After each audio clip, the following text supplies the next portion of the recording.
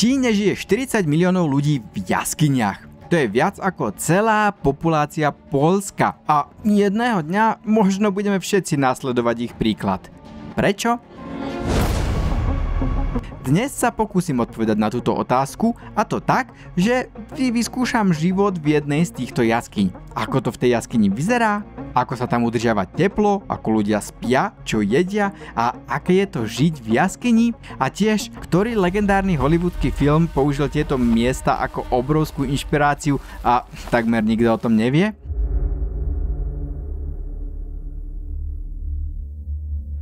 Dneska sa pokúsim odpovedať na všetky tieto otázky, ale najprv musím nájsť niekoho, kto mi dovolí zostať v jeho dome, teda v jaskyni.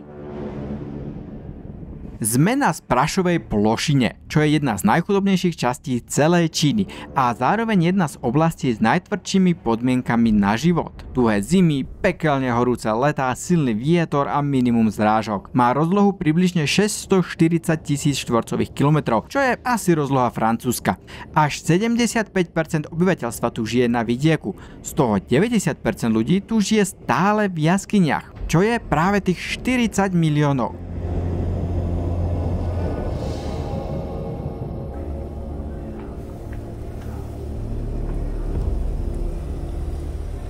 Akorát sme zastavili tu na pumpe a za nami, hneď pri pumpe, sú všade tieto jaskinné obydlia. Je to neuveriteľné, že ešte aj tu na pumpe sú a popri celej diaľnici, ak sme išli jedno za druhým.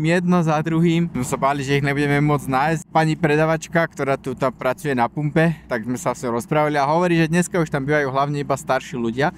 Mladí sa sťahujú do miest, ale hovorí, že bývanie v jaskyni je podstatne pohodlnejšie než v mestách. Ona by radšej ešte stále bývala v jaskyni než v byte, ale musela sa presťahovať do mesta zrejme aj kvôli práci a podobne.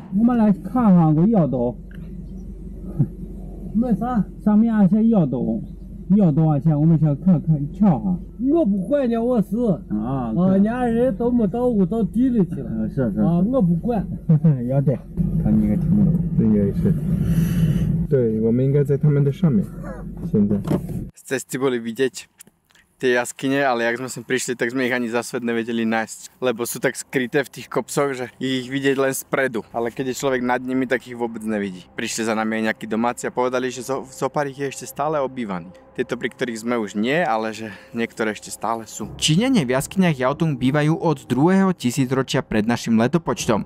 A nielenže v nich bývajú stále, ale zároveň aj stále stavajú nové a nové jaskyne. Prečo?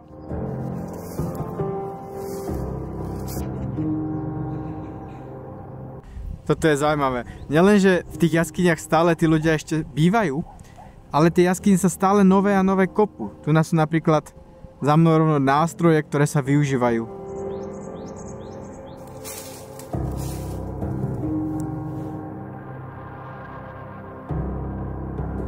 To za mnou to je ich lôžko, ktoré bolo zároveň aj pecou. Tu dole vidíte, tam sa vkladalo drevo a tam sa kúrilo, čím sa to celé vyteplilo a zároveň ľudia spali rovno na peci, pretože tak je najteplejšie, pretože v zime je tu fakt veľká zima, veľa tu sneží. Na severe Číny toto je také tradičné lôžko, volá sa, že kang, lôžko, pod ktorým sa kúri. Takže náš Jano, ktorý spával na peci, bol zrejme z Číny.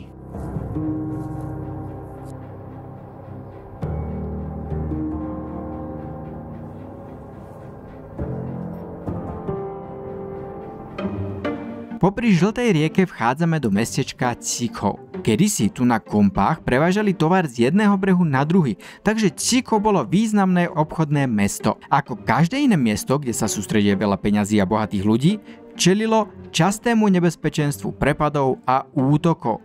Na to, aby bohatí ochránili svoje rodiny, vybudovali v horách jaskinné obydlia, ukryté pred očami zlodejov. A takto vznikla dedina, ktorá sa volá Hora rodiny Li. Je od Cichou vzdialená iba pár kilometrov, ale okolité husté hory jej poskytujú dobrý úkryt. Tak dobrý, že pôvodná architektúra sa zachovala až dodnes.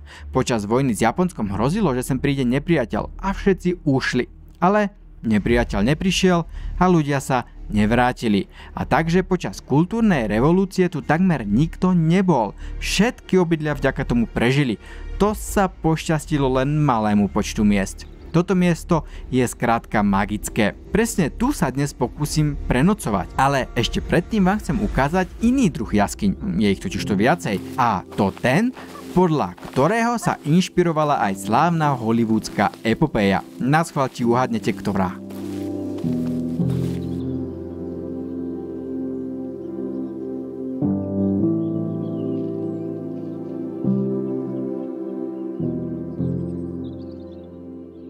Tak čo, už tušíte, ktorý film to bude? Naschvál, mám pre vás jednu nápovedu.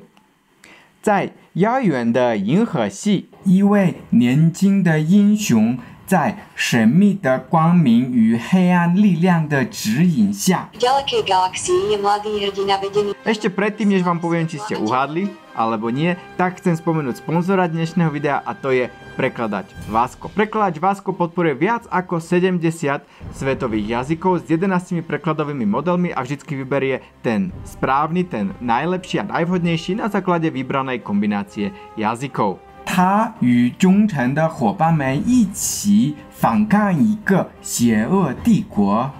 So svojimi vernými spoločníkmi bojuje proti ríši zla. Prekladač Vasko taktiež má aj bezplatné internetové pripojenie vo viac ako 200 krajinách sveta, vrátane Číny, kde populárne prekladače ako Google a DeepL nefungujú kvôli čínskej cenzúre. Vasko je bez aktivácie, bez nastavovania a bez poplatkov. Jednoducho ho zapnete a môžete ho začať používať. Vasko samozrejme poskytuje aj fotoprekladač a taktiež má aj asistenta na telekonferencie a aplikáciu na učenie sa jazykov. Odkaz na prekladač Vasko nájdete pod videom a s kúponom Pavel5 získate aj 5% zľavu na nákup. Ďakujem Vasko za sponzorovanie tohto videa.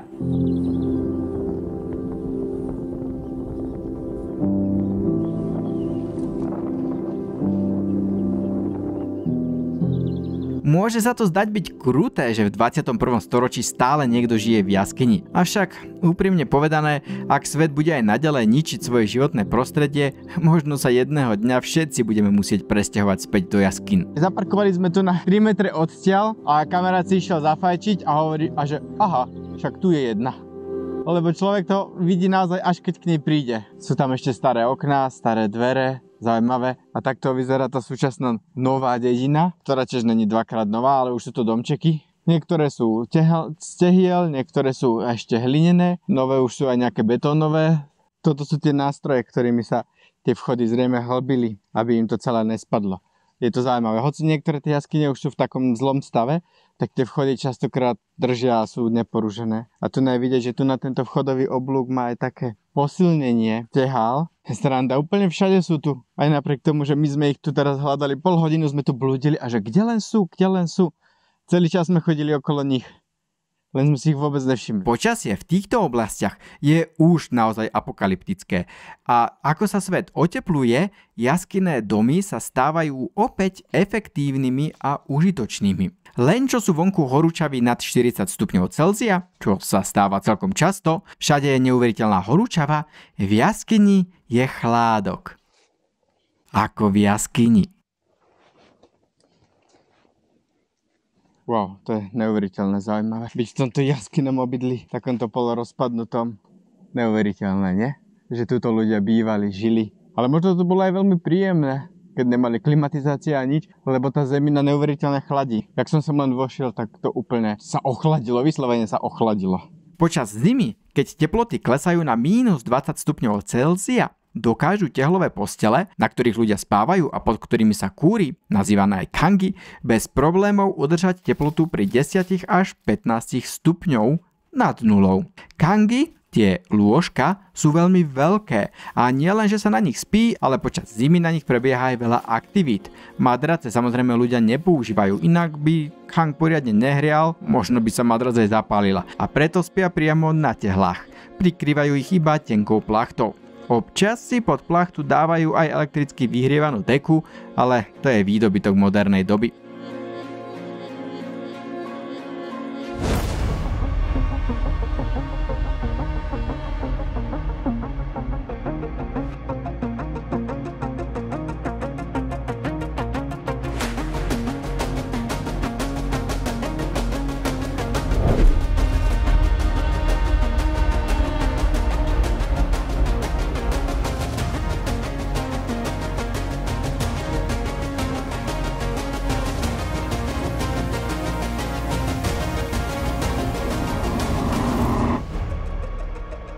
Avšak bývanie v jaskyni predstavuje samozrejme aj riziko, najmä pri prudkých dažďoch, zosuvoch pôdy a zemetraseniach.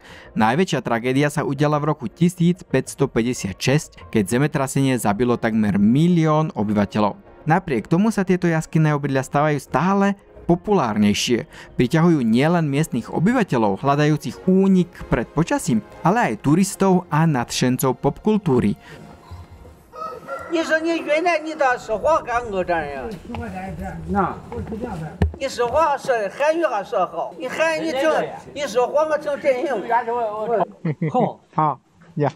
Mnohé moderné čínske televízne seriály sa práve tu natáčali a dokonca aj jeden slávny hollywoodský film čerpal významnú inšpiráciu práve z týchto miest. Tento druhý typ jaskyň, Yaotung, pozná celý svet, lebo dom, v ktorom vyrastal hrdina Hviezdnych vojen Luke Skywalker, vyzerá nápadne rovnako. Filmová epopeja Hviezdne vojny je popravde plná orientálnych prvkov či napodobňovania Orientu. Napríklad príľba hlavného zloducha Darth Vadera je vymodelovaná podľa helmy samurajov, rovnako ako aj hlavná zbraň rytierov Jedi, svetelný meč a aj jeho používanie. Koncept sily, ktorá rytierov Jedi sprevádza, je koncept energie Qi z čínskej kultúry. Číňania však nedelia svet na dobro a zlo, ako vo Hviezdnych vojnách, kde je sila a jej temná strana, ale čínska kultúra považuje realitu za neprestajný súboj rôznych princípov, ktoré sú často protikladné a našim hlavným úsilím je udržať ich v rovnováhe a práve to predstavuje symbol Yin a Yang. Majster Yoda, ktorý premení hlavného hrdinu na skutočného rytiera Jedi, takisto nie je typický západný učiteľ. Okrem jeho výzoru na to poukazujú aj jeho metódy, kde žiaka nechváli, nevedie ho pozitívnymi podnetmi a vyučuje pasívne, často až kriticky, vyučuje nesystematicky, nemá žiadne osnovy a často improvizuje. To sú typické znaky čínskeho či ázijského učiteľa. Mnohé kostýmy tohoto filmového seriálu navrhli na základe orientálnych odevov a rovnako si George Lucas čo to požičal aj z rozprávackých techník starých čínskych románov. A týmto sa zoznam orientálnych prvkov vo Hviezdnych vojnách nekončí. Naopak, nájdeme ich oveľa viac a preto je veľmi pravdepodobné, že obydlia hlavného hrdinu George Lucas skutočne navrhol na základe čínskych jaskýň Yaotung.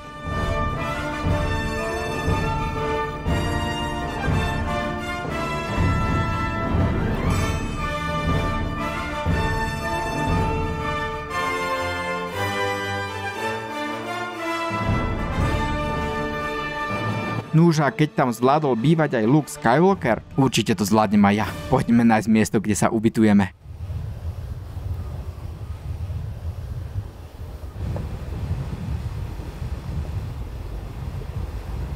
Akorát sa snažíme nájsť také jaskynnú dedinu, ktorá je už otvorená trochu turizmu. Ja som tu bol pred 10 rokmi a vtedy to bolo krásne miesto. Moje obľúbené miesto v Číne. Dlho to bolo. A 10 rokov som tu nebol. Vôbec myslel som si, že že tu bude masovka, turizmus a že budeme veľmi sklamaní. Ale zatiaľ sme stretli iba 2 domácich starých detkov a nikto iný tu není. To sú oni. Kamarát ich akorát zdravil. Takže to vyzerá, že to tu stále ten turizmus není, že možno predsa len sklamaní nebudeme, ak to nájdeme a neviem, či sa tu bude dať vôbec ubytovať, lebo nikto tu není. My sme do jedného hoteliku, kde som býval pred 10 rokmi aj volal a pani domáca povedala, že tá tu teraz není, lebo není sú žiadni turisti, ale že by tu niečo otvorené malo byť. Tak držte palce. Už sa nám trošku stmieva, tak snad to nájdeme skôr, než bude úplná tma. Asi sme to našli. Myslím, že toto je tá historická dedinka, ale teda ani jeden jediný dom není rozsvietený. Som ja. V celej dedine sme len my dvaja. Není tu ani živej nohy. Fascinujúce. Ale vidíte tú bránu za mnou nádhernú.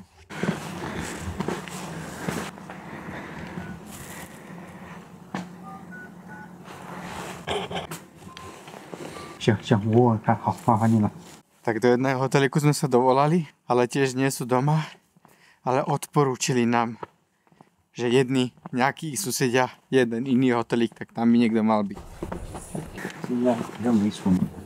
Ja. 我一开始都没人了，大家都没在。你是哪的？云南，往哪？往云南跑了进去。来，我给你望一下。行，谢谢好。别去。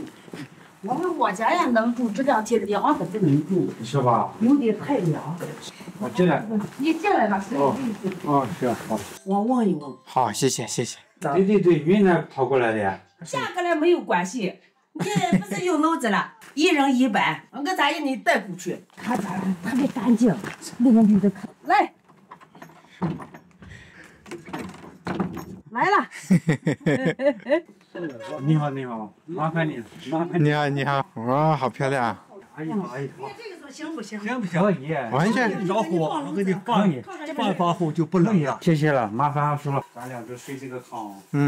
这个饭好不好？这个布篮子，我们当地的这个吃的特别好。 Pani domácej sme za to, že nám predstavila ubytovanie, dali so pár mandariniek a hríby, ktoré sme donesli ženanu, sa celkom potešila.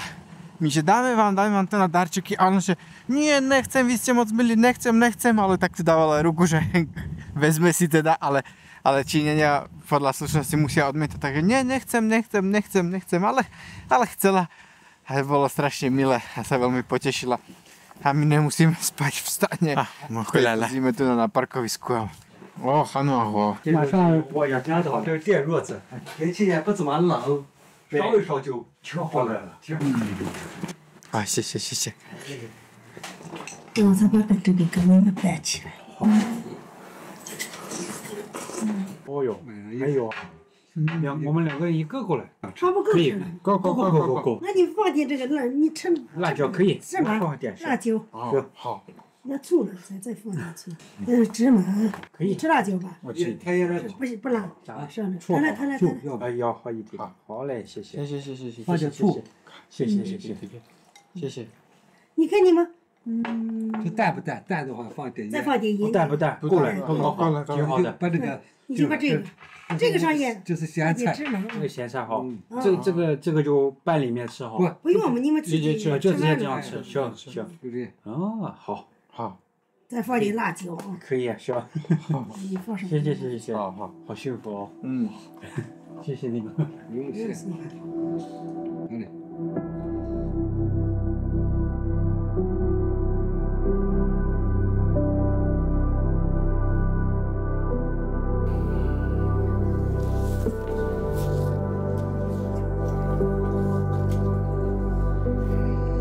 Pán Lee a jeho rodina, ktorí nás pozvali, aby sme u nich prespali, bývajú v dedine Hora rodiny Lee po generácie. A ako sa dozvieme, ich dom je najväčší v celej dedine. Dokonca sa u nich doma nakrúcal aj dokumentárny seriál Rodiny na žltej rieke. Bývame u celebrity.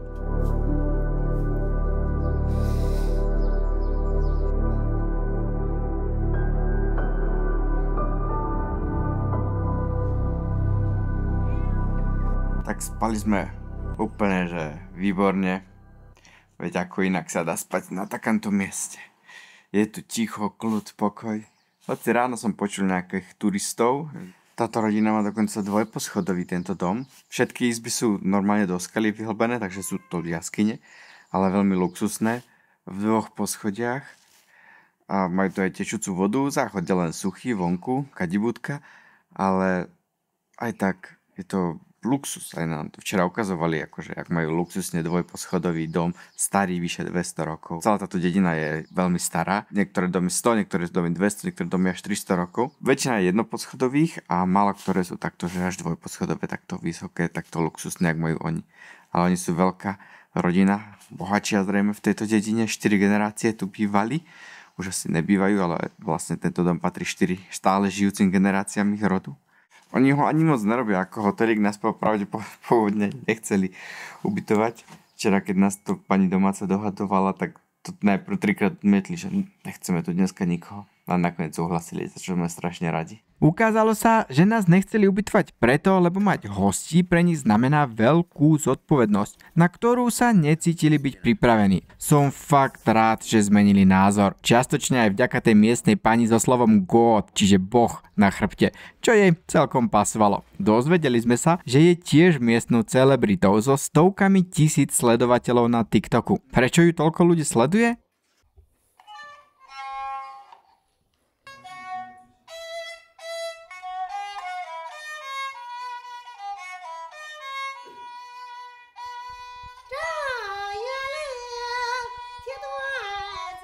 Pretože život v jaskynom obydlí stojí za zdieľanie. Som naozaj rád, že som ho zažil. Avšak celý príbeh sa do tohto videa nezmestil. Našťastie je aj ako kapitola v mojej knihe Ťažké časy v Číne, kde sa dozviete napríklad aj akí významní čínsky politici bývali v týchto jaskyniach, prečo sa odtiaľto riadila čínska občianska vojna a kto bol jedným z prvých cudzincov, čo sem prišiel a veľa ďalšieho. Severná Čína je úplne iná než juh, na ktorom bývam ja. A hora rodiny Li nie je jediné miesto, čo som navštívil. Viac príbehov nie len zo Severnej Číny nájdete v mojej knihe Ťažké časy v Číne na www.ťažkečasy.sk a samozrejme nájdete ju aj vo vašom obľúbenom knihkupectve viac na www.ťažkečasy.sk. Čaute.